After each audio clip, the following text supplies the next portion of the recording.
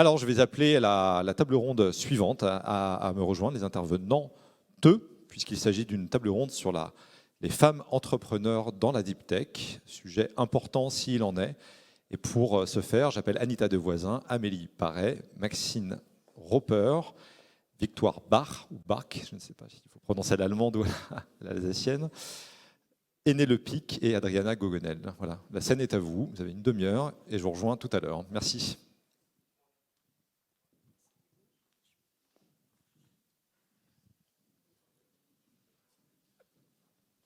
Bonjour à tous, Anita Devoisin, je suis ravie de vous recevoir toutes aujourd'hui, de parler au féminin aujourd'hui, pour ce sujet passionnant de la deep tech au féminin. Alors, tout d'abord, on va peut-être commencer par un rapide tour de table de vous cinq, pour que vous vous présentiez très rapidement, et puis après on ira sur des sujets un peu plus de fond par rapport à ce fameux sujet. Alors, Amélie Paré de Willa, est-ce que vous pouvez vous présenter très rapidement ? Non, le micro ne fonctionne pas. Est-ce que quelqu'un pourrait... Non plus. Là ? Ouais. Enchantée, donc Amélie, je suis chargée de programme chez Willa. Willa, on est l'association qui accompagne l'entrepreneuriat féminin. On propose des programmes d'accompagnement pour les entrepreneurs du tout début en fait, du stade de l'idéation jusqu'à la phase de la croissance et le moment où on commence à recruter, à se développer commercialement, etc. Merci. Maxine, je vous laisse vous présenter.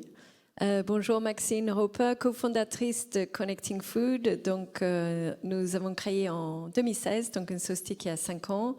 Nous, on trace et on audite les produits alimentaires de la ferme jusqu'à l'assiette. On utilise la blockchain et d'autres technologies pour faire ça. On est 25-27 salariés aujourd'hui.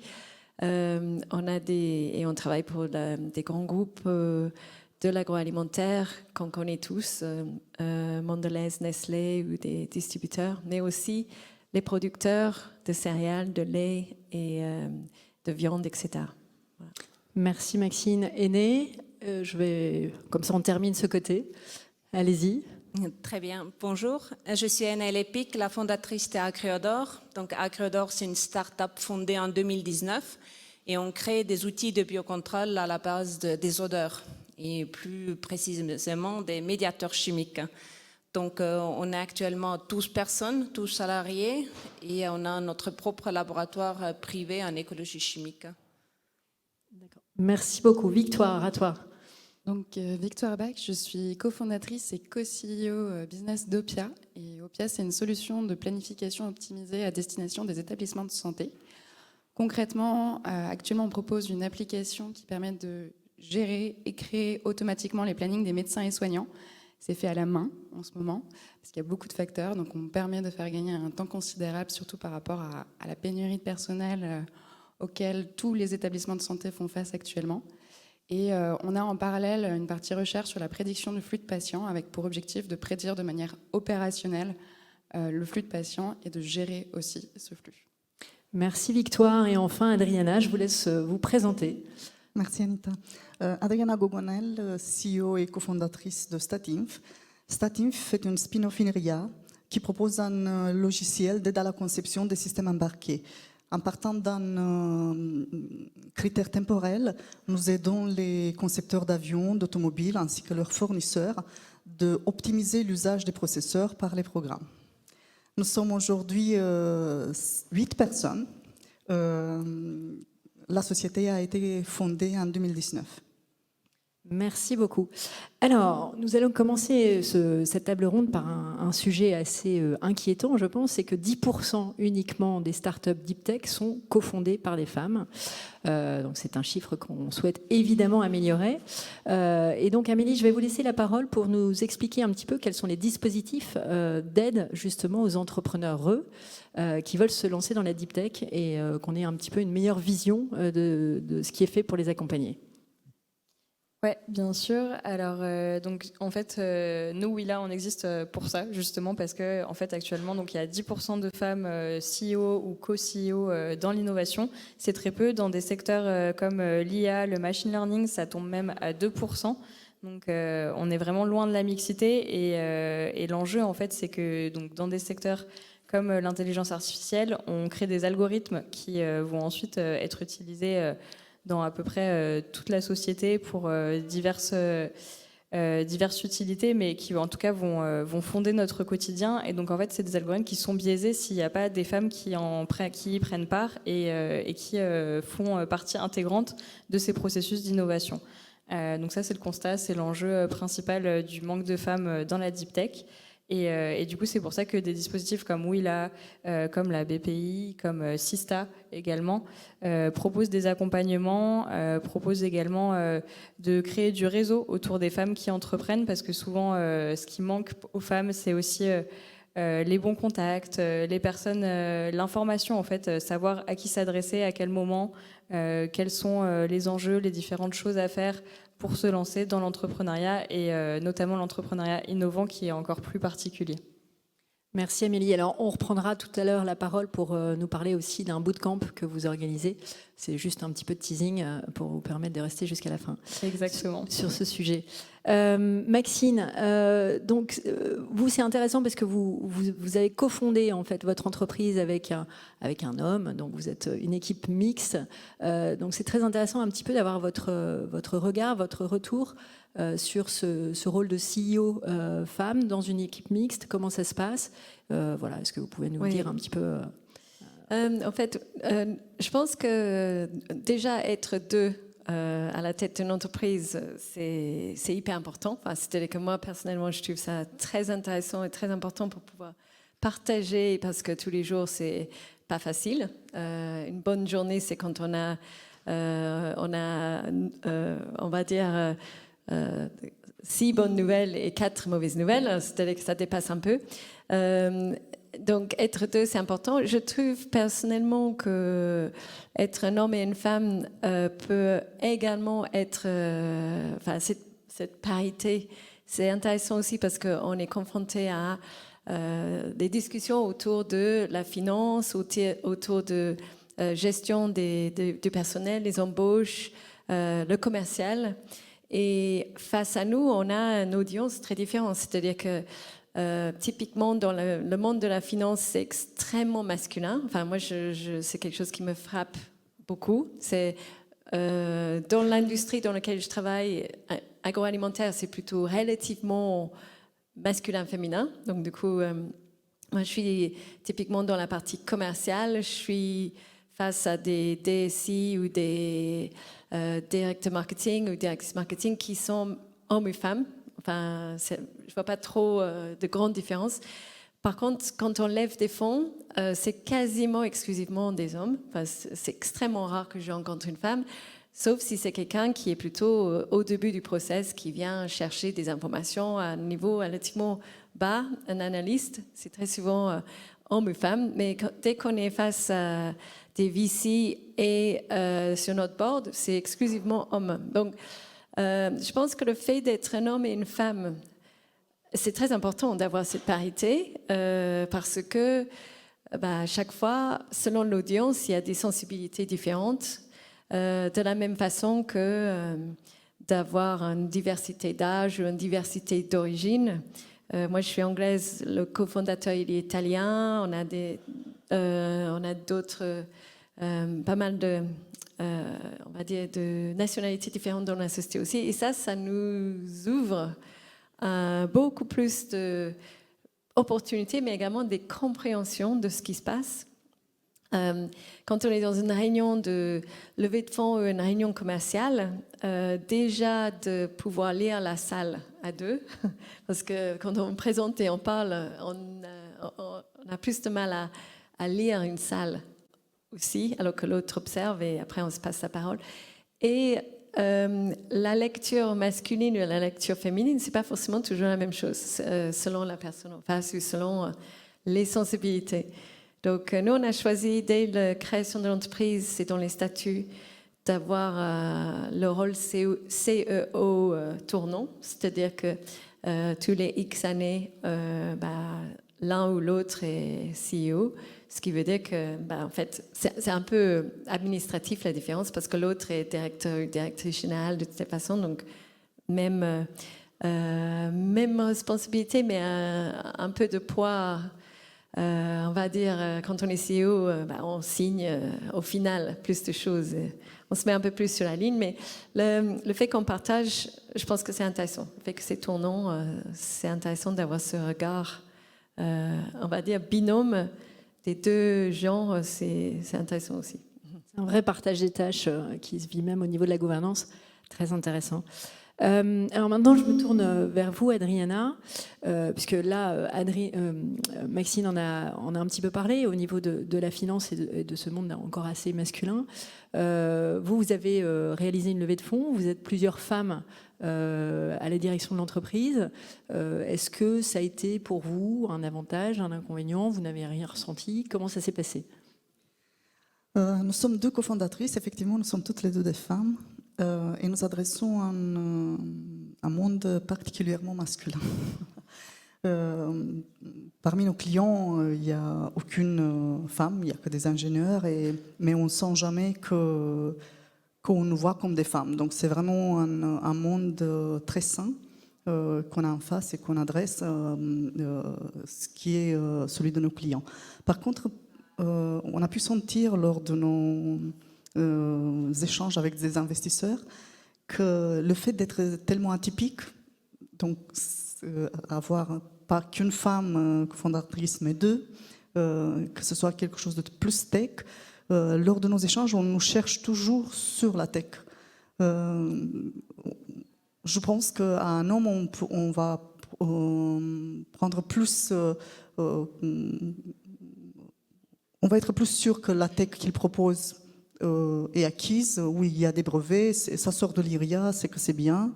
Alors que pour nous, comme s'ils essayent de comprendre pourquoi ce sont des femmes qui proposent une solution innovante aujourd'hui, pourquoi il n'y a pas eu des hommes qui ont déjà pensé à ça.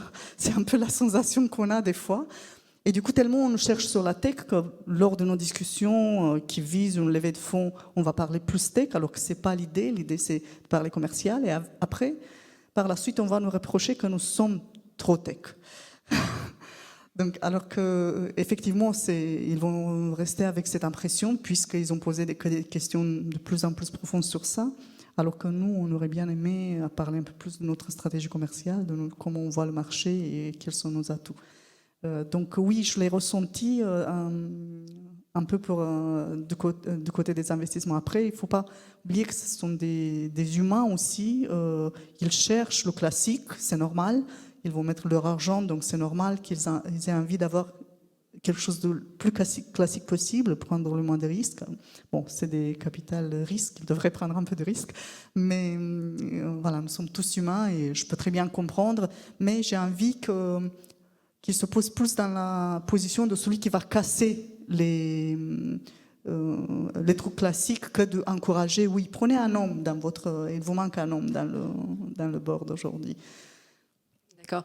Et justement, donc ça, vous avez ressenti ça au moment de la levée de fonds. Est-ce que maintenant, vous avez un board avec les représentants de vos investisseurs et donc potentiellement masculins, puisque est-ce que après, une fois qu'ils ont été rassurés sur cet aspect-là, est-ce que dans le board, vous continuez de sentir des choses ou finalement ça, une fois qu'ils sont rassurés, ils sont rentrés dans l'aventure et ils suivent? En fait, nous sommes en pleine levée de fonds.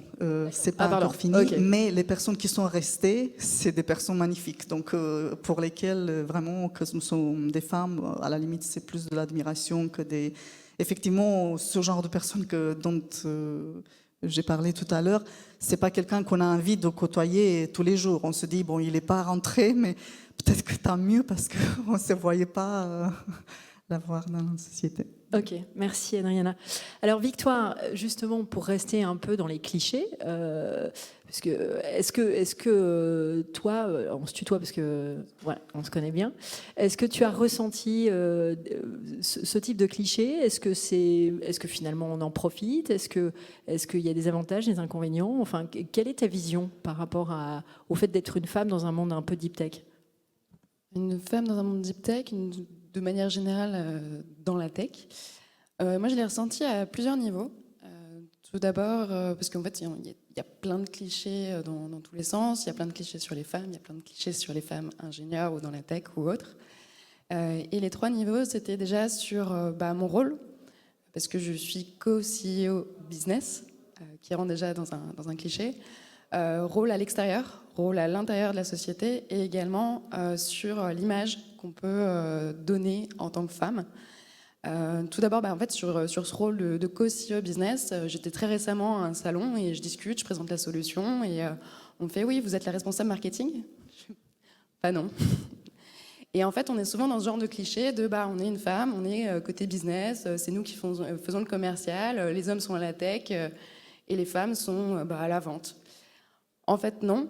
Assez souvent, je me sens, par rapport à des clients, parfois, je me sens un peu obligée de dire, en fait, je suis aussi ingénieure, donc ce que je suis en train de vous raconter et vous dire que ça, c'est possible, c'est que je le sais. Donc il y a toujours cette remise en question, se dire, on a un rôle qui est quand même assez particulier, qui est assez fort, qui est nécessaire. Nous, justement, le côté co-CEO, on essaie d'affirmer le fait qu'on est à pied d'égalité, Mathias et moi, en tant qu'hommes et femmes, mais en tant que dirigeants. Donc ça, c'était le premier point. Sur le rôle interne, il y a un cliché sur les femmes, c'est soit on est, sur un rôle interne, un manager, on peut être une femme qui peut être froide et autoritaire, ou au contraire une maman. Moi, j'ai pris l'option 2. Je m'occupe beaucoup des équipes, j'essaie toujours d'être attentionnée, etc. Et un jour, on m'a fait une remarque comme quoi je maternais trop mes équipes. Ça m'a beaucoup perturbée. Je me suis remise en question, surtout que c'était une femme qui est assez proche de l'équipe, et je me suis posée, mais en fait, est-ce que c'est bien ou pas de materner? Il y avait une autre table ronde justement sur les femmes dans la tech, dans la health tech pour le coup, à Meditex. Et en fait, on en a discuté et on s'est dit, dans une boîte, avoir une femme ou un homme qui a un rôle justement de figure familiale, on va dire, donc paternelle ou maternelle, ça peut être super important.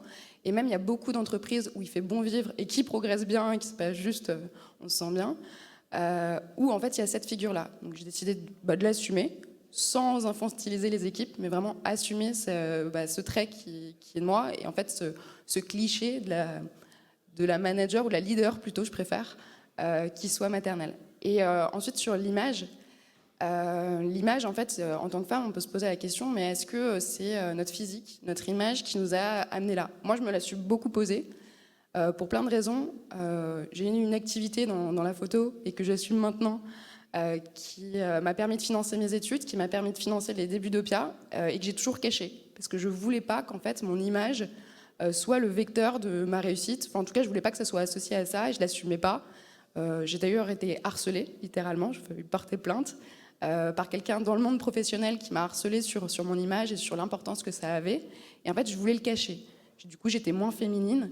Je m'habillais de manière plus discrète. J'essayais de me faire plus discrète. Et en fait, c'est un jour où quelqu'un de chez Google, chez qui je passais des entretiens, me dit, mais en fait, ça fait partie de ta vie, assume-le, et assume-le totalement. Et je me suis dit, en fait, de manière générale, en fait, on va s'assumer en tant que femme CEO, s'assumer en tant que leader maman, et s'assumer en tant que femme. On a un physique, et on s'assume comme on a envie d'être soi-même. Et moi, j'aime bien me présenter, etc. Donc pourquoi je ne le ferais pas dans le monde professionnel? Parce que ça me représente.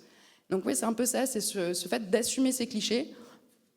Pas que ça nous affecte, ça m'a affecté, et en fait, il ne faut pas que ça nous affecte en tant que femme, tous les clichés qui peuvent nous toucher, ou en tant qu'homme, il y a pas mal de clichés qui peuvent rentrer dedans.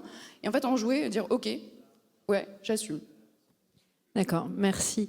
Oui, alors en tant qu'homme aussi, effectivement, il y a pas mal de clichés un peu genrés souvent. Et ce qu'on entend finalement dans ton témoignage, et ça fait une bonne transition avec Aîné, c'est qu'il y a des rencontres qui permettent aussi d'évoluer dans son rôle et de se lancer, de continuer à croire. Et c'est important en entrepreneuriat, qu'on soit homme ou femme d'ailleurs, ces personnes qui sur le chemin nous permettent d'évoluer. Et voilà, donc Aîné, je pense que... Voilà, quelles sont les histoires, les rencontres importantes dans la vie de dans votre vie entrepreneuriale et dans l'évolution de votre start-up? Donc, Acreodor, c'est un spin-off d'INRA, ou maintenant c'est INRAE. Donc, comme on parle, assumer qui on est, moi je suis un introverte et j'étais très bien chez INRA avec mes insectes au laboratoire et je cherchais pas le contact humain. C'est-à-dire, c'est très bien avec les gens que je côtoie au laboratoire qui ont le même intérêt et tout. Mais sauf que quand on crée une société, c'est toute une autre histoire. Hein. Et donc, c'est surtout que en 2019, et même avant, quand j'ai commencé à faire le projet de créer la société Acryodor, dont je suis fondatrice, j'étais accompagnée par Incub-Alliance, qui est ici à Plateau de Saclay, et par INRA Transfert. Et c'est là où, moi, introvert, qui ne parle pas aux gens, qui ne va pas aller vers les autres, ils m'ont permis de rencontrer des gens vraiment merveilleux, des gens bienveillants qui veulent aider, qui donnent du conseil. Et travers ces deux institutions, INRA Transfert et Incub-Alliance, moi, j'ai pu trouver mes cofondateurs, en fait. Donc, co-direction et 4 personnes, 3 femmes. Donc, on est une deep tech dirigée par les femmes. On a un seul homme, donc on l'a mis à président, que son ego soit flatté, en disant, c'est rigolo. C'est une blague. Hein. Donc, mais on est 3 femmes. Et dans notre équipe aussi, ce que Maxine a dit, on est très pluridisciplinaire. On a aussi des différentes nationalités. Moi, je suis estonienne. Donc, on a des Français, on a des Moldaves, on a des Tunisiens, des cultures très différentes. Et donc, le monde d'entreprise, de ce que je vois en opposition avec le monde scientifique, c'est un monde très positif et bienveillant et ça me plaît. L'aventure humaine, c'est énorme par rapport à ce que je peux vivre dans le monde académique. Voilà. Merci, merci. Alors, avant de redonner la parole à Amélie pour conclure, est-ce que vous 4, si vous avez un conseil à donner aux femmes qui hésitent et qui veulent se lancer dans l'entrepreneuriat deep tech, lequel serait-ce ? Est-ce que l'une d'entre vous veut démarrer ? Juste un petit conseil très rapide qui donne envie de se lancer. Je pense que c'est pareil pour tous, c'est-à-dire qu'il faut assumer qu'on a énormément de doutes et il faut absolument assumer qu'on ne sait absolument pas comment y arriver. Mais il faut garder juste en tête où est-ce qu'on veut arriver et le comment, ça viendra après. Se poser trop de questions sur le comment, et y compris d'être un homme, une femme, etc., ça va nulle part, ça tourne en rond. Donc il faut juste, il faut y aller et il faut s'entourer de personnes positives. Enfin, parce que très vite, il y a assez de choses qu'il faut gérer qui sont complexes. Donc il faut surmonter tous ces obstacles avec quelqu'un qui est au moins aussi positif que toi, parce qu'on en a besoin. Et puis avec quelqu'un avec lequel on peut vraiment on peut se rentrer dedans sans se détester après. Donc il vaut mieux se connaître, il vaut mieux bien se connaître parce qu'il faut se battre. Et puis également on se bat entre associés, hein, parce que on a beaucoup de frustration. Donc parfois celui qui en prend le plus, c'est celui avec lequel on échange tous les jours. Donc il faut savoir prendre des coups et donner des coups. Et puis également après dire bon ça c'est ok, c'est sorti du système. Maintenant qu'est-ce qu'on a décidé, comment on avance, voilà. Merci Maxine. Quelqu'un veut compléter, Victoire ? En écho justement à ce que vous avez dit, c'est, je pense, faire face à ses propres préjugés. Parce qu'en fait, les seules limites qu'on a en tant que femme en deep tech, c'est celles qu'on se met nous-mêmes. Et c'est justement cette image qu'on peut avoir de « non, c'est pas possible, je peux pas y arriver ». En fait, il n'y a pas de limite. Il vaut mieux essayer, se planter, recommencer et, comme dit, être bien entouré pour pouvoir se relever, parce que parfois c'est dur. Il y a toujours des moments dans le dur quand on entreprend. Mais oui, ne pas se mettre de limites parce qu'il n'y en a pas. Merci. Arrêtez de se remettre en question. Oui, donc je pense que c'est assez concordant hein, chez chacune. Et Né, est-ce que... C'est pareil, exactement. Ouais. Oser. Donc, on est plus fort qu'on croit. Et avoir un plan. Ça, c'est très bien. Hein. Quand il y a panique, c'est bien d'avoir un plan et être entouré. Avoir une équipe et surtout, équipe fondateur doit être solide. D'accord. Merci. Merci à toutes. Amélie, maintenant je vous redonne la parole justement pour, on en avait parlé au démarrage de la table ronde, pour parler justement de ce fameux bootcamp que vous organisez en coordination avec Incube Alliance pour justement permettre à des femmes de se lancer dans l'entrepreneuriat. Je vous laisse en dire un peu plus pour conclure.